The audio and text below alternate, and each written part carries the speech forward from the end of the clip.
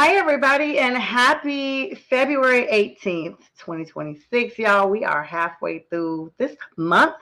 I'm your girl, Sonia. Welcome to Prim and Proper Sports. I'm just trying to take care of some administrative things here. What's up to Let's Talk Sports Network? Hello. Thank you so much for joining us. First comment of the day. You guys must know I have a special guest on tonight. Give me one moment. Let me, we had like a little error message here. I don't know, it's always one of those things you just be like, really? Right when we get live? Anyway, I have a special guest on tonight, and he's been on with me before. You guys will recognize him from the network. We met on Northeast Streaming Sports, then Northeast Professional Sports. Then we're now the McGrath Sports Network. In honor of our great producer, John McGrath.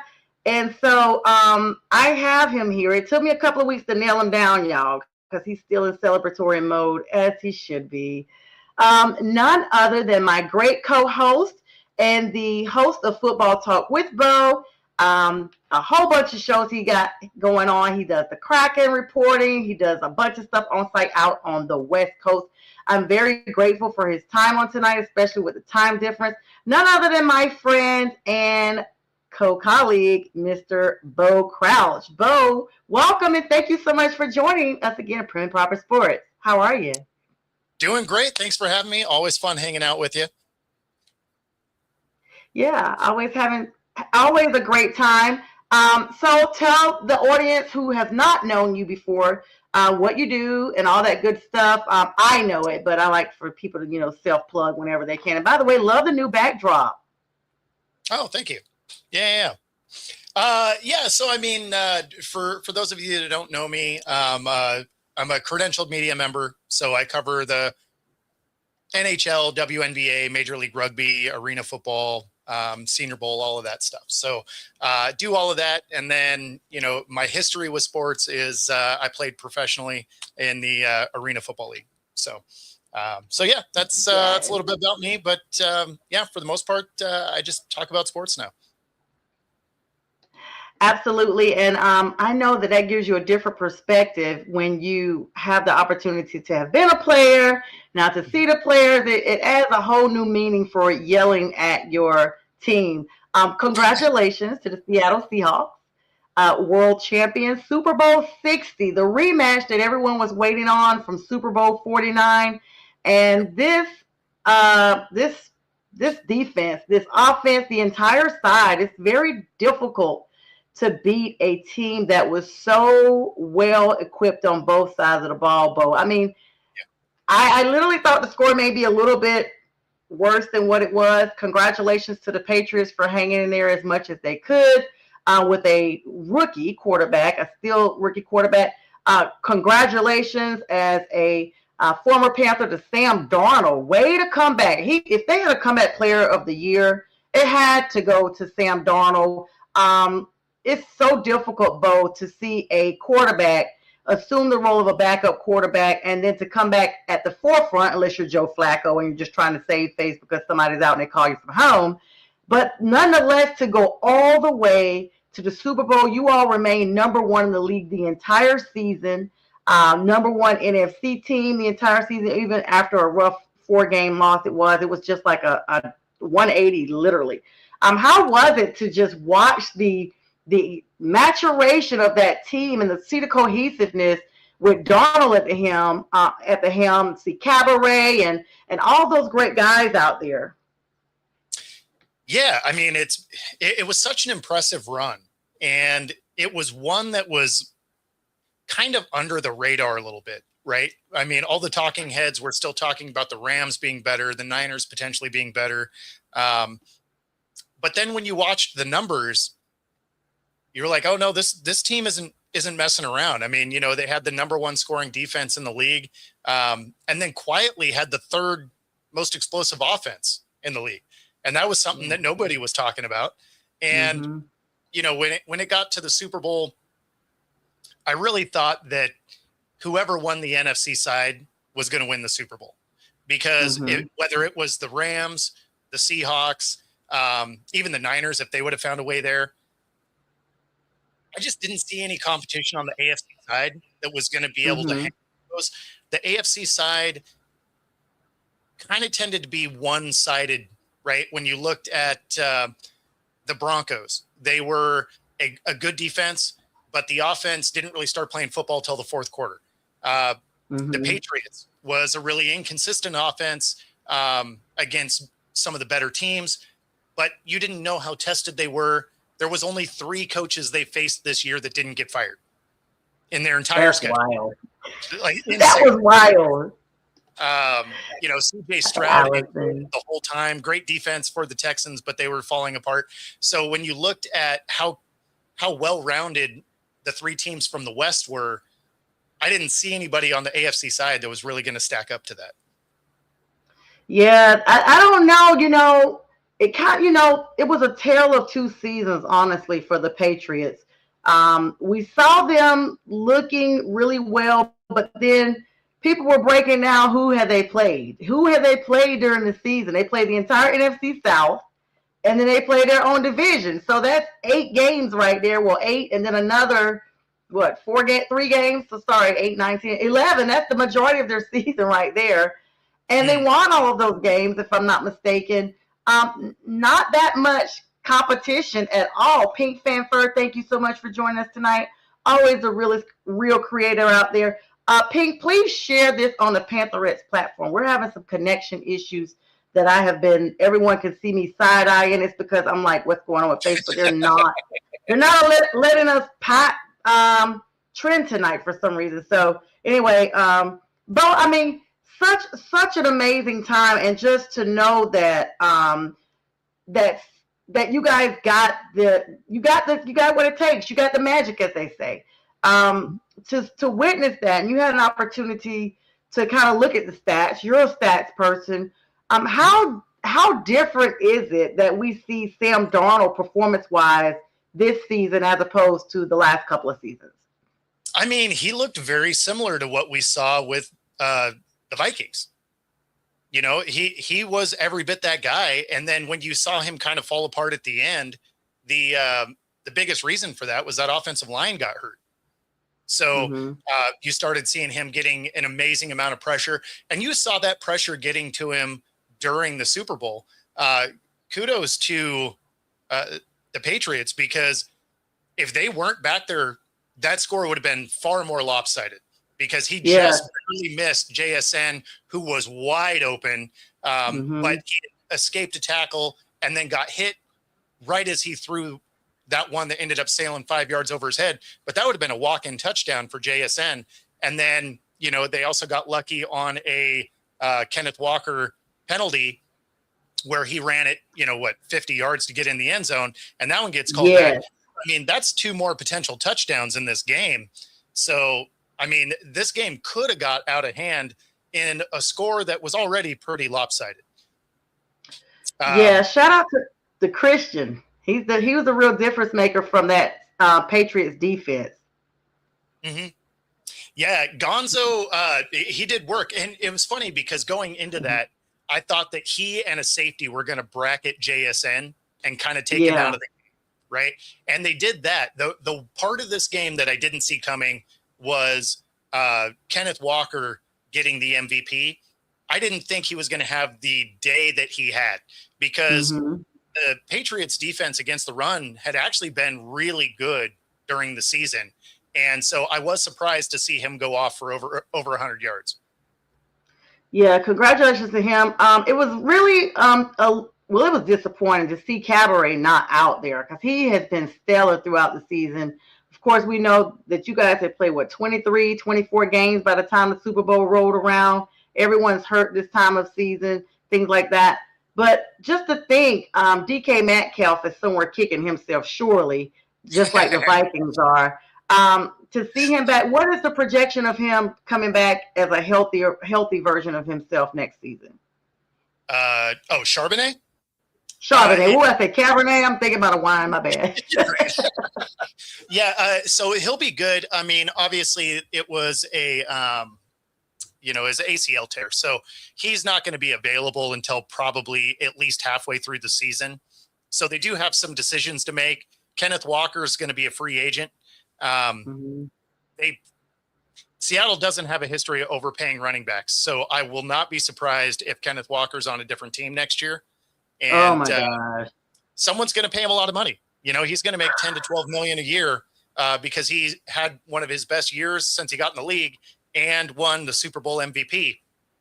Someone's going to throw some money at him. Seattle's probably not that team. But see, that's just it, Bo.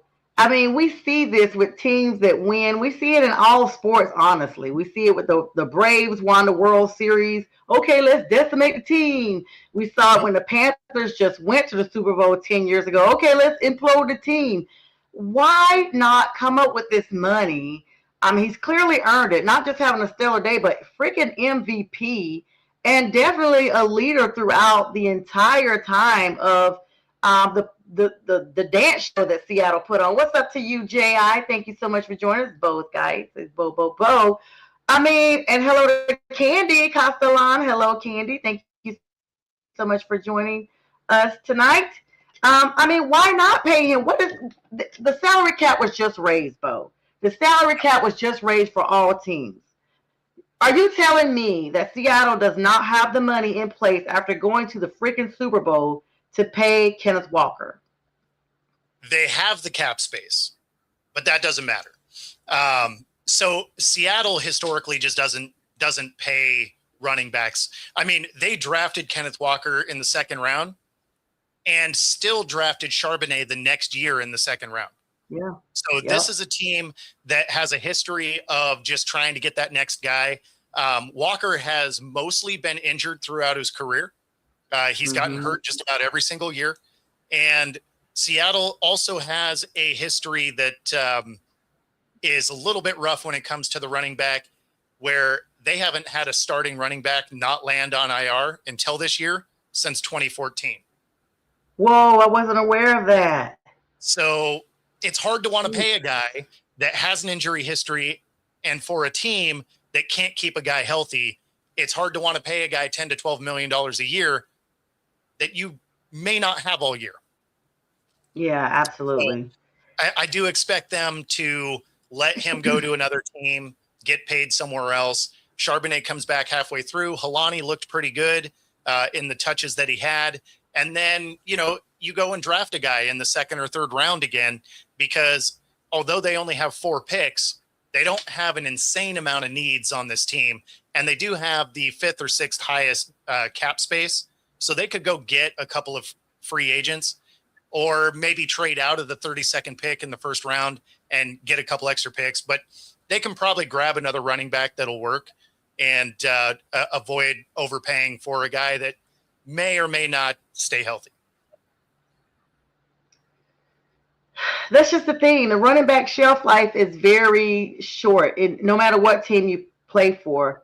And it's definitely short if you play for a team that is heavy run oriented, which most teams that use their running backs like that, especially when you got 2 of them. Seen it in Carolina right now. We're not sure of the situation with Rico Dowdle and Chuba Hubbard. Chuba looked like he was going to be the one to go out the door. Then Rico, they looked like they were playing nicely in the sandbox. The next thing you know, Rico's like, hey, I want to be one and I want to be the only one. I'm not playing fair anymore. Like, and after he got all his touches and his contract and everything, it's just like, wow. Thank you so much, Pink, for that. It's just like, wow. And I mean, I just hate, well, let's back up. If we've already basically concluded that he will be traded, yep, what difference would that make for the Seattle offense coming into next season? Will it be a game changer, or you guys are just like you said, you go ahead and grab somebody else, acclimate them? You already got a part-time too anyway to kind of move up to that position. Yeah, I mean, obviously, no matter who you go get isn't going to be the battle-tested guy that you've had for the last 4 years, right? So, I mean, will there be a step back? Maybe. Tough to say, right? I mean, depends on who you go get. So, plus, I mean, you could even go get a veteran if you're just looking for a guy that's going to split snaps, because you're going to have guys like Breece Hall that are available. And so, I mean, you could keep Walker for 10 to 12, or you could go get Breece for maybe 5. And, So it's tough to say exactly what it is they're going to do here. They are limited on draft picks. They only have the 4. So, I mean, they do have to be smart with the way they go about things. This is not the worst time that they've had. Back in 21, they only had 3 draft picks, and they bombed all 3 of them. So, you never know how the draft's going to work out. Yeah, you really don't. And to be fair, it's literally a gamble. I mean, DraftKings and all these people tell us to gamble responsibly. Teams, we need you to gamble responsibly. We need you to gamble because we as fans need dedicated players, to decide what we're going to do. You brought up the 49ers a little bit ago. We know, congratulations for tossing the Rams up out of the playoffs as well. That was my one. Every team that I don't really root a whole lot for gets a one full support ride for me, and that was the game for you guys. And of course, Sam was a former Panther, but Drake May is from Carolina. I didn't know who to pull for. I was like, I don't have a dog or a cat, if you're a Panthers fan, no pun intended, in the fight. But, I mean, the Rams, the 49ers, you guys, and who am I missing? What, the Cardinals? Here? Oh, the Cardinals. That's why I had to ask you, who am I missing? They were the only team that got thank you so much, Jay. All right. Bo is frugal. Yes, I know. Don't let it fool you. Thank you for his donation to the other team. Yes. And I knew you guys would love when I said that. Who is that? The Cardinals. Yes. I mean, they were just not where you wanted them to be. Thank you for that donation too, Jay, for Bo here. They were just not where, they were not on the level of the NFC West. Everyone knew. I mean, I almost, my stomach is burning to say this, Bo. The NFC West was the best. I mean, the stats don't lie. They were the best division as a whole, collectively, and but the Cardinals just were not on the same level. It was like the Cardinals and then the rest of the West. You know that meme that's got the 3 or 4 dragon heads where 3 of them look really mean, and then there's that one like goofy one that it's not quite right. That's the Cardinals. Like, oh my gosh, I so believe that. So going into the next season. Yep. Yeah, go ahead, Bo. I'm sorry. Oh no, there's a little bit of delay. Sorry. Oh, do I need to hop on my other device? Am I good? It's like a half a second is all. It's not. Okay. All right. Let's make sure. Let me turn my Wi-Fi off and everything. You know what? These Wi-Fi and all that companies just nothing but money makers. I literally recently upgraded to the highest Wi-Fi U-verse you can have, and I did really well last week. I guess maybe it's because I was by myself. Now that I have a guest, it's freezing up again. So now I'm like, okay, maybe it wasn't that. But anyway. So going into the new season, what do you expect this to be a repeat situation? Especially, first of all, how quick do you think Kenneth Walker will be removed from your team? Free agency, even though it doesn't technically start yet, there's going to be some conversations because he's going to be a free agent. So as soon as the league year ends, which I think is this week or next week, teams will start being able to kind of reach out, test the waters. And I mean, that being said, I fully expect them to somebody to come and snag him. So yeah, he's going to be gone. Tariq Woolen's going to be gone, our other corner. In fact, yesterday was probably the most telling example that he's going to be gone is he put up the final scene from Fresh Prince of Bel-Air. Oh, wow. So that lets you know that those negotiations did not go particularly well. Oh, wow.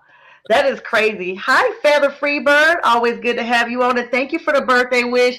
It was 14 days ago, but my nice production team knows that I believe in celebrating people the whole month, so they're celebrating me. So thank you so much for that. And believe it or not, I'm still actually getting cards in the mail. So from Oh, actual nice. friends and family. So it is the whole month. So just, every day is grateful. So thank you so much for always joining us. Though I always look forward to her coming on when you're here, Bo. Yep. Yep. Yeah. So, I mean, all right. So he's probably going to be gone. Yep. And I feel like to me as a non-Seattle fan that will be a difference maker. You're saying maybe not that much? Well, I mean, during the season, now obviously having Charbonnet hurt is a problem, right? So not having either one of them is definitely going to be an issue. Again, depending on who they go and draft, or if they get somebody in free agency, obviously you can kind of fix some of that. But I mean, it'll be a step back for sure.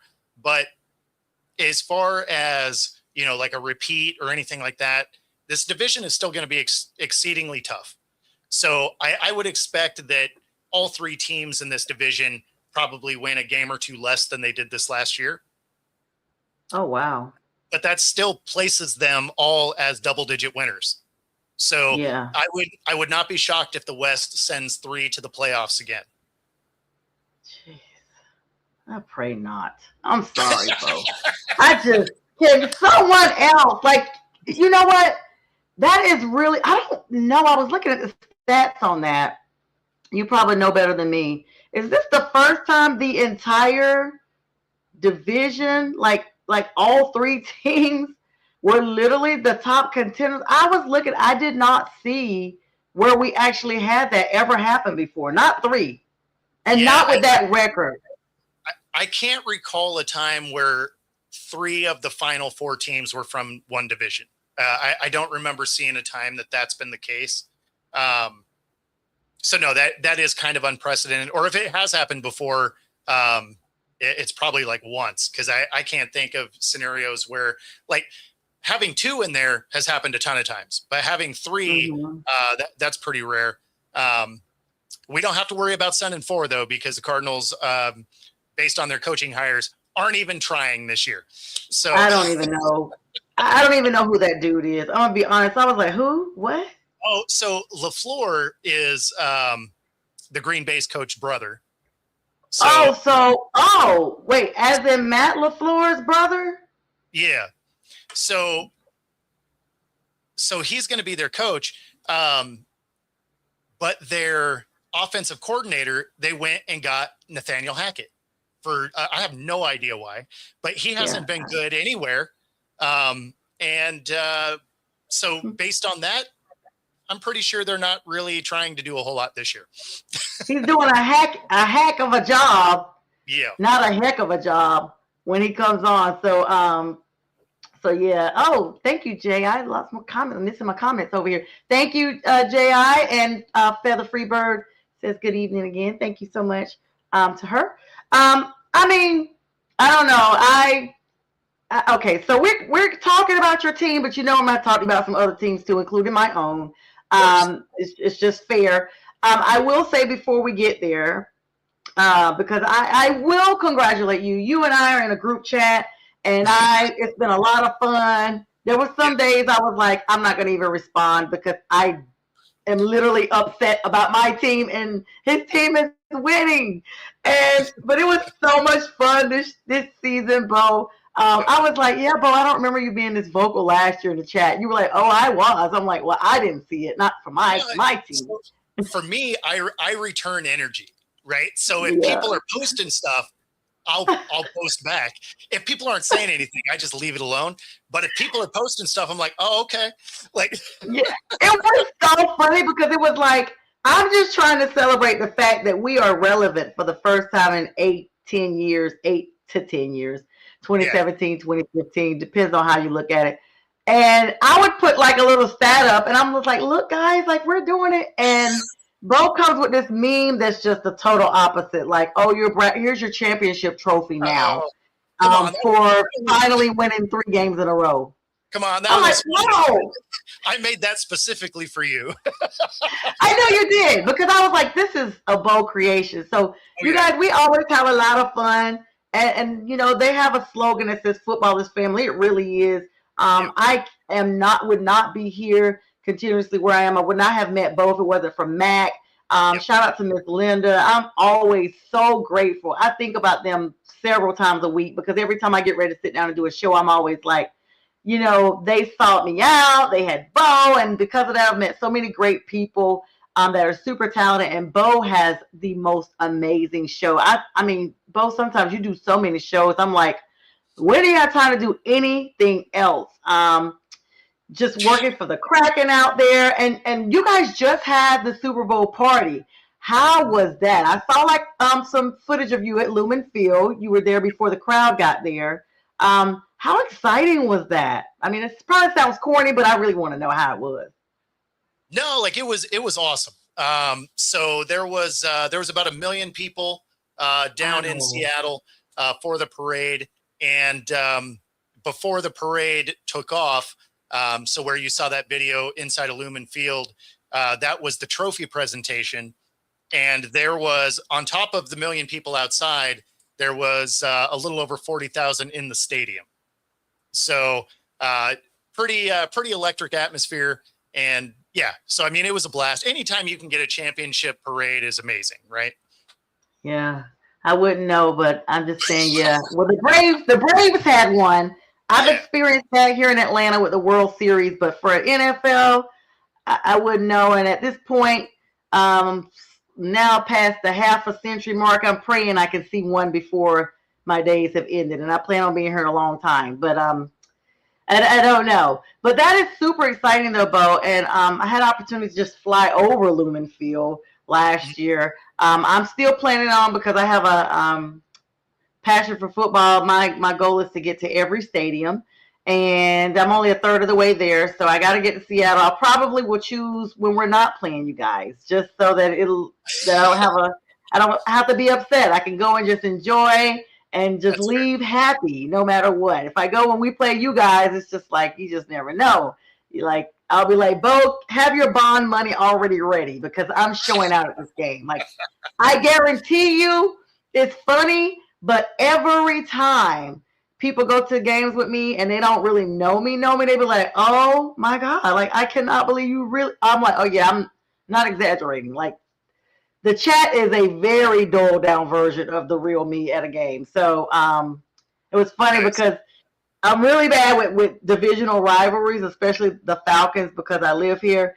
And one year I was leaving the game, arriving at the game, correction, and one of my church members was there. I saw one going in and one coming out.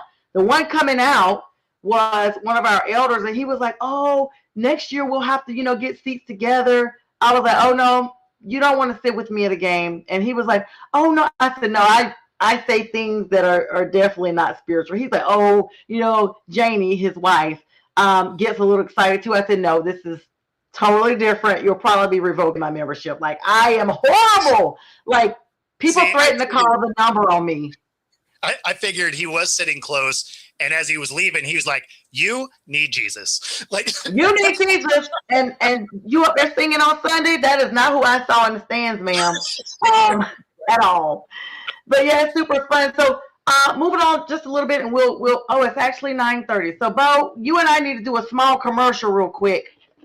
We'll be back with you in about 1 minute. We got to do a promo for Pearson, my niece, who's on her final stretch of her scholarship run. Thank you, everybody, for all your donations and everything. And just a small plug. If you do not know, you're not able to, even though Pearson has over a 4.0 GPA, North Carolina has this thing now. They don't give scholarships without the financial basis overall. So this is the purpose of this. Her mother is very successful. Her dad is very successful. And so they think Pearson doesn't even need any money for school. So we're doing this because she genuinely does need a scholarship, because it's not just academic. And she gets to keep 100% of the money she raised. And if she wins the most amount of money raised, Delta Sigma Theta will match her with their scholarship. So we'll be right back in 1 minute, 10 seconds with Bo Crouch. The God above made you a masterpiece. The vision is clearer, nearer. My God to thee, learning to lean on his power. Your perspective can be sweet when circumstances are sour. I'm saying. You can see the vision clearer.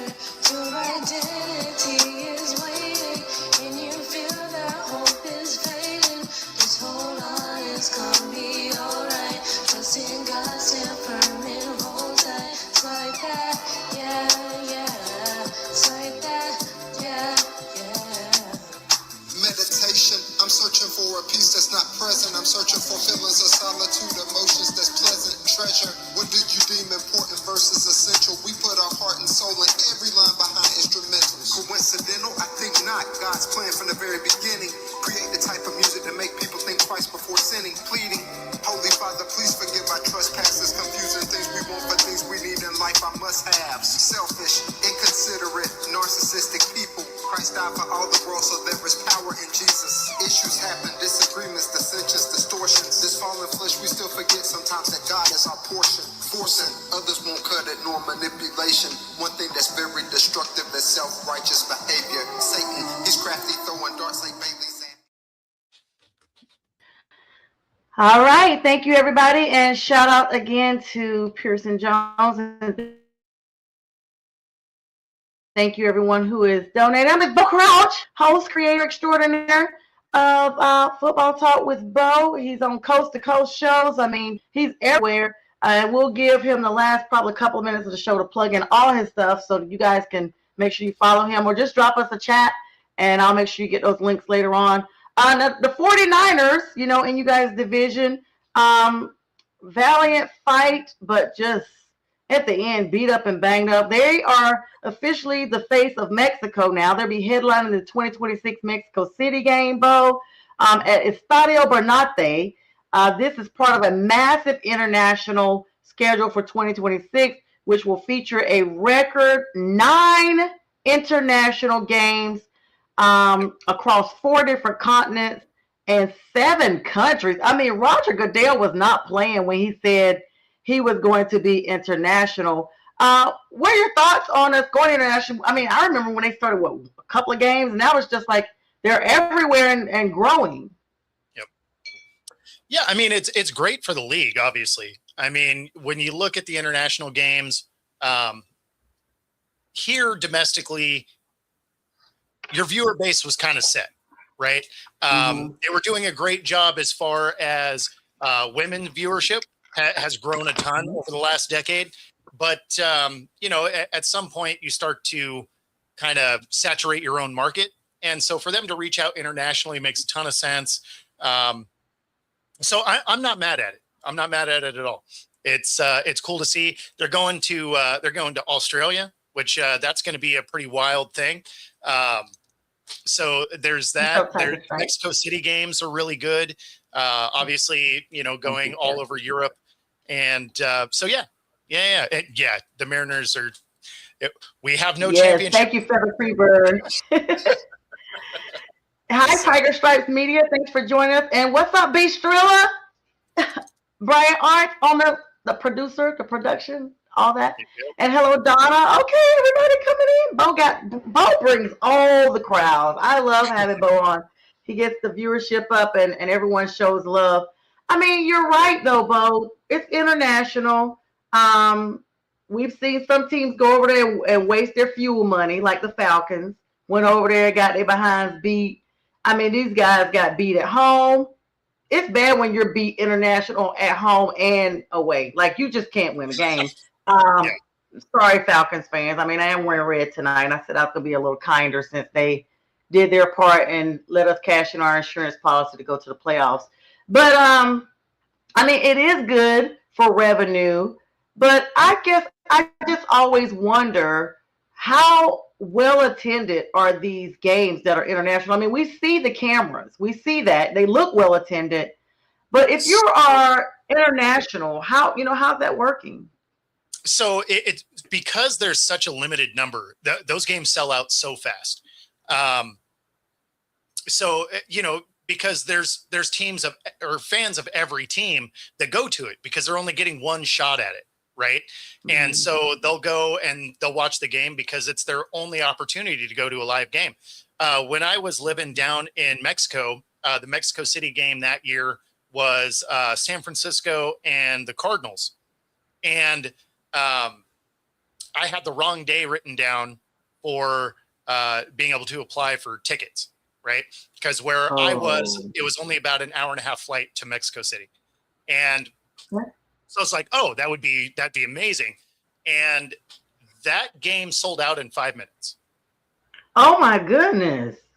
So, Yeah, international games do just fine. Wow. I mean, this thing is going to really be global, honestly. I feel like it's going to be on every continent. I can't really promise Antarctica.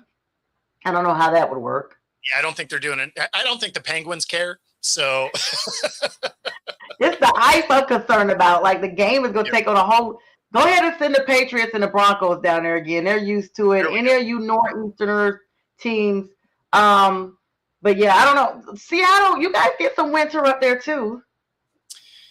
Yeah, we don't get a lot of snow. What's up, Chad? Yeah, we don't get a lot of snow in the lowland like here in Seattle. We're a little too close to the Pacific Ocean there. Our mountains and everything get hit, but we usually end up with a few snow days a year, and that's it. Yeah, when I flew into Seattle last year for that brief encounter where we were trying to meet, but we just could not make it happen. By the time, and that layover was not as long as I thought it was going to be. I was like, yeah, Bo, I'm going to be in Seattle. I'm going to be there probably for a couple of hours. They were like, yeah, no, you're going to be here for 45 minutes, and you're going to be sprinting to your plane. And literally, I realized the proximity because I literally saw the coast end, like how we flew out. I saw the mountains and then it was nothing but water. And I was like, wow, I literally just flew coast to coast, like, like your show. I literally just flew off the map. It was so interesting to me because I'd flown to LA a few times, but I've never flown over the Pacific. I've never flown to Hawaii. I was going to Hawaii that time. Been down to Mexico, but you're mostly kind of like over land and water that way. But to see the end and to know, okay, that makes a lot of sense but we did have to de-ice the plane. That's the other thing. It was February last year this time. As a matter of fact, I was already back, but first week of February, they were de-icing the plane. And I'm like, I didn't even realize it was that cold here. So I guess you guys get the cold, but just not the snow. Yeah. So like in the mornings right now, it's frosty. Right. And then during the day, it gets into it's in the 40s. But yeah, at night, you'll dip down to, frost on the ground and stuff. But usually if we get rain coming in, it warms up just enough that we don't generally get snow. If we do get snow, it's usually this time of year. It's usually February. Mm-hmm. But this year has been kind of a weird year. So we're probably not going to get snow at all. Yeah, I get it. All right, so let's move on. We got some big news that happened today, Bo. The Lions CEO has retired in a significant front office move. Detroit Lions president and CEO Rod Wood announced that his retirement is today. It's going to be taking effect before the 2026 season kicks off. The search for his successor, these people are scrambling already. Like last year, your offensive coordinator, defensive coordinator. This year, your CEO. I mean, was this a shock for you to hear this? Yeah, I was surprised. I didn't know of any reason for him to want to resign. So I was a little bit shocked by that, but I don't know that that's necessarily going to matter a ton as far as on the field production this year, right? Moving forward, it might, but as far as this particular year, it's probably not going to impact a ton. That being said, it was a surprising move. Yeah, I was not expecting that. Yeah, I was shocked. And, anytime you hear of people just deciding, hey, I'm out. You're just like, wait a minute, what happened? Was there, we can only speculate. What happened? Was there some ongoing tension or was it just time for you? Did you feel like, hey, I'm just going to go ahead and hang it up. It's time for me to spend more time with my family or whatnot. All of that stuff kind of comes into play. And you just never know. Maybe it'll come out, later on what happened. But for now, we don't know. And like you said, it's probably not going to make that much of a difference. But you just never like to hear shakeups like that. Like just seems so sudden. It's kind of like when you're retiring, it's kind of like planned. However, I will say from a personal perspective, I do remember, excuse me, I'm trying to adjust my little notepad here. I do remember a manager that I had, like a big manager, had been working over 3 decades,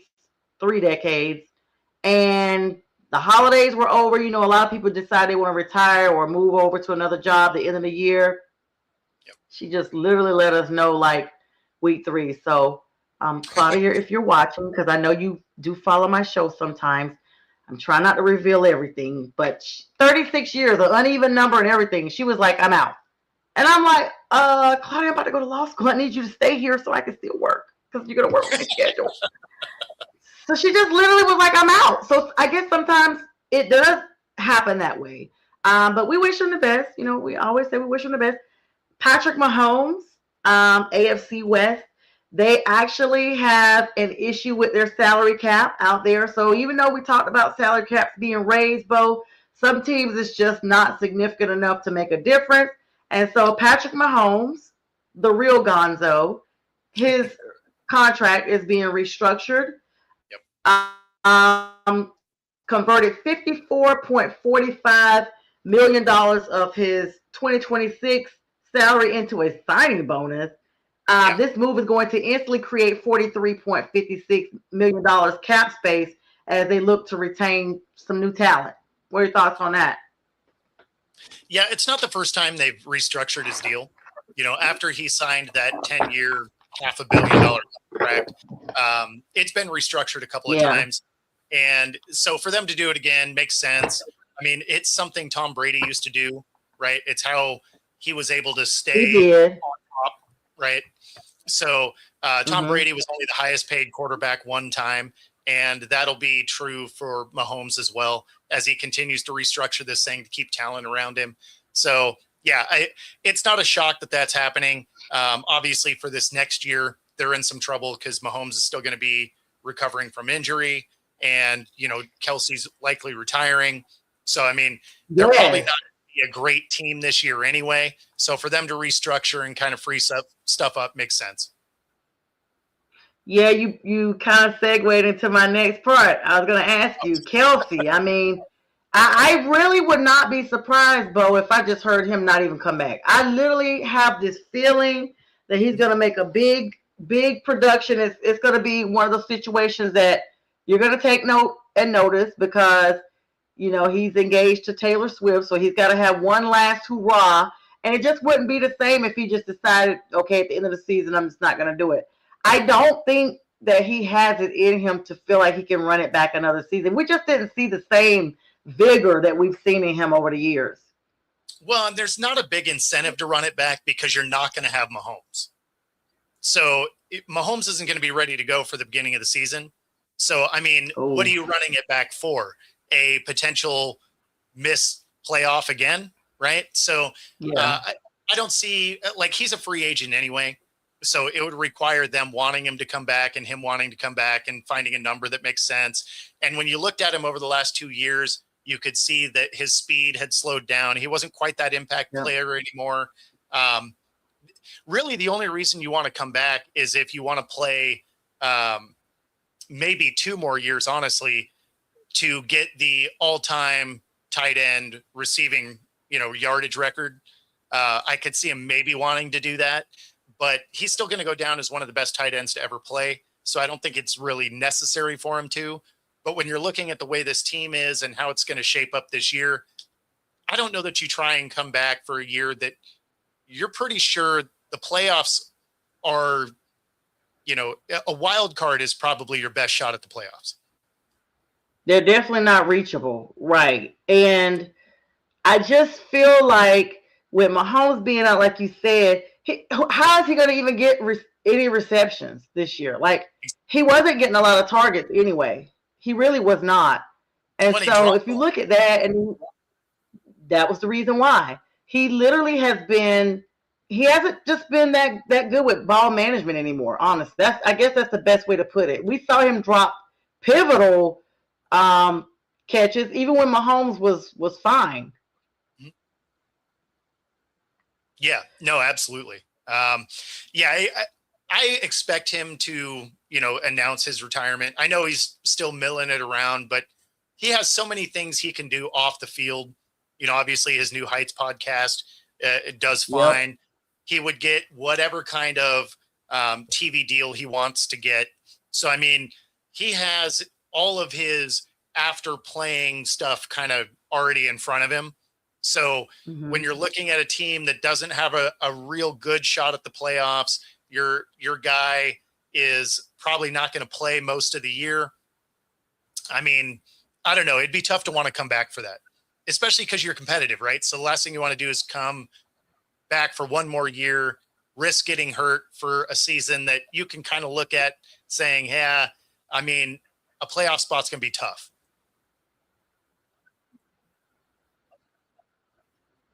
I mean, his brother's been talking to him anyway. We saw how quick Jason got out of there, and Philadelphia was looking decent. He just was like, hey, it's time to go.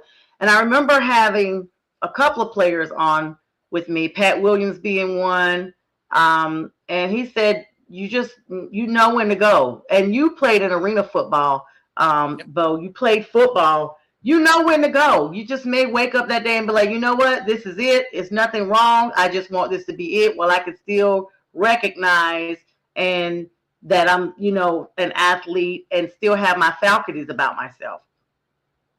Yeah. I mean, when I stopped, I was 30, right?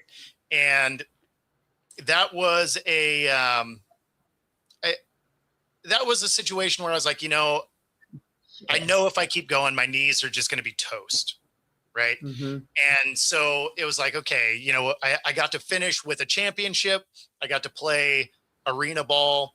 And it was just like, this is the time to hang it up when I'm still in good enough shape to, do all the things I want to do. So yeah, I mean, if you're able to kind of retire on your own terms, it's awesome. But there's a lot of guys that get hurt and it's just one day you just don't get to do it anymore. And so that's always the worry, right? Do you stay too long where your athleticism has waned to the point where you're not that same player and you risk getting hurt? So, I mean, could I have played a couple of more years? Maybe, I probably could have. But at the same time, would I have had a bigger risk of, some bigger injuries? Absolutely. Yeah, I saw a TikTok and Chad, I see you say you lose his mind every time they see Taylor Swift and Kelsey posters. Hilarious. I will say this. I saw something on either Instagram or TikTok. There was a wife of a NFL player, and that guy was still young and barely mobile. And she was like, nobody talks about how it is, to go from, and then, they're doing that little go from video where they show them in the stands and on the field running around, and then the after. Like he was like, it was scary. We as fans enjoy the game. It's one of our favorite pastimes. I know they say baseball is, but I like to think football is too, but it's so brutal. So it's a blessing to know that, you still enjoy it from a safe perspective. You got your wins while you were there, and and still young enough to enjoy post football life. The Chicago Bears and some other news have promoted Press Taylor to their offensive coordinator. I don't know who that person is. Are you aware who Press Taylor is? I am not. I did not see that there, so I will have to look further into that. I saw this popped up. I saw this. Like, what is happening? I saw this on NFL somewhere. But with AI in this day and age, Bo, you have to be really careful because so much stuff looks like it's legit. But then I just double checked it. Okay, so he's moving from his previous role as the team's passing game coordinator to fill the vacancy left by Declan Doyle, who recently joined the Ravens. Okay, so it's legit. All right, so I had to click on it. Like, what? Anytime I see one of those, the first thing I do is I go to Shefty or Rappaport or Paracello, like one of those guys, because it's like, okay, let me make sure that this isn't some troll site or, because the last thing I want to do is report on something that's not accurate. Well, it was on NFL, but I was just like, I don't know who this person is. So I still was like, okay, maybe Bo knows who it is. I mean, NFL, you would hope they don't get hacked, but you still are like, it's kind of like, even though it was real when the Broncos game was over and they said that Bo Nix had broken his ankle. I was like, oh, I know they lying. Like, we just saw him like 5 minutes ago, and it was real. It's just like, unfortunately, that's just one of the days that we live in, that everything is wild. And yes, Chad, we're gonna definitely talk about that. Recipe to Steelers Super Bowl champ and legend Mike Wagner, lost him this week. Lost Reverend Jesse Jackson this week. Robert Duvall yesterday. It's just been one of those weeks. But the contribution that Mike Wagner brought to the Steelers, I like to think, so now that Mike Tomlin has stepped down, there's going to be old school Steelers, and now we're officially a new school Steelers. So Tomlin being there almost 20 years, you still had the remnants of old school Steelers. Now this is completely Gen Z new Steelers. So this is going to be a slate for them. So the contribution that Mike Wagner brought to the Steelers, that franchise, that organization, just a Super Bowl championship, just amazing to see just how they were still putting things together with him on the squad. Yeah, no, I mean it. Back when he played, that was a different era of football for sure. I mean, that was some hard hitting, hard hitting football. But the real no pads. Yeah, it was. That was steel curtain time. So like it was pretty impressive. Pretty impressive era. They're going to be a weird team this year. They are. And Mike was 76. I mean, we don't really, I remember looking at 76, like, okay, he lived his life. Now I'm just like, the closer I get to it, I'm like, yeah, he's still young. He was a cornerstone of that steel curtain that you talked about from the 70s, that offense. And you're right, 10 years with the Steelers from 1971 through 1980. And he actually, contributed so much. He was part of 4 of their Super Bowls in the 70s. And he was actually considered a ball hawk. Ball hawk, recorded 36 career interceptions, including a leading and standing 1973 record that has not been broken as of yet, 8.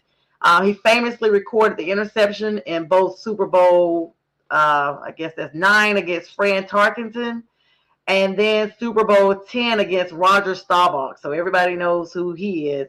2-time Pro Bowler, 1975, the year I was born. Kudos. And 1976. And he was definitely a member of the Steelers Hall of Honor. So they said he actually had been battling pancreatic cancer. Oh, okay. Yeah, that's a tough one. Yeah, pancreatic. That's a tough one. Yeah, pancreatic cancer. But he clearly fought it very valiantly to be the age that he was, and to still try to, put up a fight. All right, let's talk about some free agency, Bo. As this time runs by us so fast. We're gonna try to squeeze it in with maybe a minute or two post. I hope you don't just zoom out on me. I'm like, Bo, left me. He's like, yeah, you said 10 o'clock, ma'am. Of course. What'd you say, Bo? I said, and I'm out, and just. And I'm out. The New England Patriots promoted Zach Kirk to their defensive coordinator. Veteran wideout Robert Woods has signed a 1-day contract with the Rams yesterday to officially retire after 13 seasons. And that leads us into our free agency. Now, the franchise tag window is officially open. It will be closing here shortly, March 3rd. But analysts are actually closely watching several veterans who may be released, and we talked about one of them earlier, for cap savings purposes before the free agency. One that everybody is just like kind of shocked about, besides Kenneth Walker, honestly. And I don't know if they're shocked or they're just like kind of resolving. You know how something just goes to a resolve, like we just have to do it, like it's just the best thing. Kirk Cousins, the Atlanta Falcons, they have not banked on who their quarterback is starting now that they've hired Kevin Stefanski. But he is up for that big cut after backing up Michael Penix Jr. They're expecting him to come back beginning of the season. And he's backing him up for much of 2025. He's widely expected to be finally released to free up space in Atlanta, but a lot of that money was guaranteed, Bo. How did they do this? So most of his guaranteed money's done. So this is the 3rd year of his contract, and so only $10 million of it was guaranteed for this year anyway. So Oh, it's actually pretty easy for them to move on from Cousins. So not a huge shock to see him go. I wouldn't be surprised to see the Vikings kick the tires on that, because J.J. McCarthy has not looked like that guy. yeah, he's not. And after what happened with Sam Darnold, they don't want to, roll the dice any further. And so, Mr. You Like That may be back in Minnesota sooner than we think. Another person of not really stellar numbers as of last season, Alvin Kamara, the New Orleans Saints. His name is out there. Career low production, like I said. He's a top candidate to be released post June 1st, though. So the cut designation, they think they're going to release him. Not necessarily trade him, just like, you know what, Alvin, you can go back to Atlanta now, your home city. Have fun eating at Papa Do's with all your friends, because he's put up some videos of that. We are done. I mean, does Alvin Kamara land somewhere else, Bo? No, I mean, he probably, if he wants to keep playing, he probably does. The post June makes sense, because then they can split his contract over 2 years. Yeah, I mean, that makes sense. The Saints need a lot of stuff, and so they don't really need to tie their money up in an older back. Yeah, I mean, they're in full on rebuild mode, so it would not shock me to see Kamara go. Yeah, I expect them to release the rights of Derek Carr if he wants to come back as well. I heard that, but how do you come back when he basically went to some church in Las Vegas and just bashed them and was like, yeah, they did this and I was hurt and no one knew it. It was just a lot of bad blood. I mean, sometimes we see that be the end all for a player's career. I mean, but we watched it be exactly that for Baker, right? Like he played poorly that last year with the Browns, and it was largely because he was hurt. He ends up having to go to a couple of places to prove that he can play, and then he's played great in Tampa. So I mean, wherever Carr goes, it will be on a prove it deal because he's overcoming that shoulder injury. But if he can come in and play well, he could resurrect his career, because it's not like he was a bad quarterback. I mean, you think of his time with the Raiders, he had great numbers. He just happened to have a team that played absolutely no defense. Now, he's not one of the elite talents, right? So we're not talking about him in that kind of atmosphere, but he's an above average quarterback. If you give him a good defense, you can win a lot of games. So I would imagine the Vikings will also kind of kick the tires on him, because they need a competent quarterback that can move the ball, and a guy like Carr or Cousins, they can do that. And you can get either one of those guys for pretty cheap. Yeah, you got to definitely get Carr this first year that he's been out, because we know as time continues to tick, their names become less relevant unless you are, like I keep saying, Joe Flacco. So neither one of those would be a surprising addition to the Vikings. There's some other teams out there that still may give Carr a chance, even if he comes back, even if it's not the New Orleans Saints, because they banked on Tyler Shuck at the midpoint of their season and really turned their season around.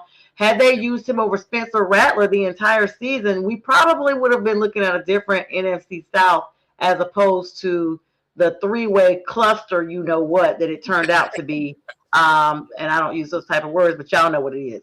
But yeah, and of course, we're on the cusp, the precipice of the scouting combine here, Bo.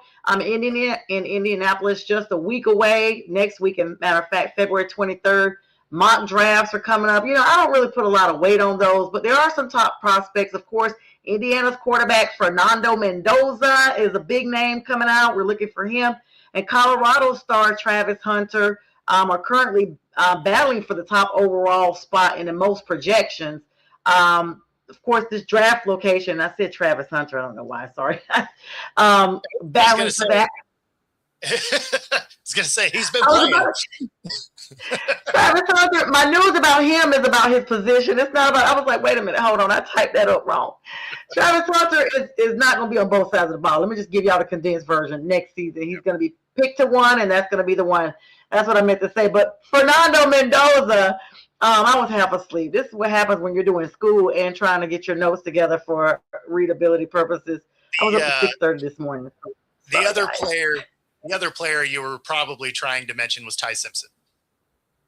Ty Simpson. And and he will probably be the second quarterback off the board. You know what's crazy? You can't do predictive text on everything. So when you're typing, if you do it like if this thing already has a program who you're talking about and you don't go back and check, voila. But yeah, he's gonna go second off the board. When is Arch Manning ever coming in? I thought this was gonna be the season that we were looking out for him. No. He's going back to college, and he should. He did not look particularly good, and although his last name is going to move him up a draft board, he didn't look good with a team that Quinn Ewers looked good with. Yep. Right? So he needs to go back. You need to see some better numbers out of him. And, so it'll probably be next year. He's going to get overdrafted. I haven't seen the level of play that you would expect for the draft position they keep saying he's going to be. But sometimes that last name really moves you up the board. Yep, and that was my purpose for bringing it up because he was supposed to have been in this draft. But I'm glad you told us all about his redirection. And sometimes redirection can be a good thing. I don't know if it will be beneficial, but this just goes to show the last name is not always the big thing. Krista, thank you so much for filling in the space for me there. All right, Bo, let everybody know how to find you because we are at the top of the hour here. You've been so gracious to co-host with me tonight. Let everybody know all your handles and how to find you and all that good stuff. Yeah, so on all the socials, it's Football Talk with Bo. My YouTube channel is just at Football-Talk. And my Coast to Coast show is going to be joining my Wednesday wrap-up show on 97.3 ICU Radio. So the bulk of our shows are all going to be on the radio. Oh, congratulations, Bo. Now, see, and that was news to me. I knew that was some stuff you had in the works. So congratulations for you on that huge jump. And congratulations to everybody, all the people that have, come on and showed support and love tonight. Bo, always great having you on. Thank you, everyone, for the likes, love, the comments, engaging. I will be on Friday with the fellas. Bo, tell us when the next time you're going to be on. The next time I'll be on will be 7:00 tomorrow morning for our daily show, Coast to Coast. And then it's going to end up becoming 6 a.m. Starting in March. 6 a.m. East Coast time? Pacific time. Okay. So I get up at 4 a.m. every day. Oh my God. Okay, that explains all these chats that were ready. Because if I send something at 2 a.m., it gets responded to 4 a.m. your time, and you're already basically the same time. I got you. I got to be better prepared. Always great to have you on, Bo. Lots of fun. Of course, congratulations to your Seahawks, your Hawks as you call them. And you guys join Bo on all his platforms. Everybody, thanks for the likes, love. I'll see you guys in a couple of days. And good night.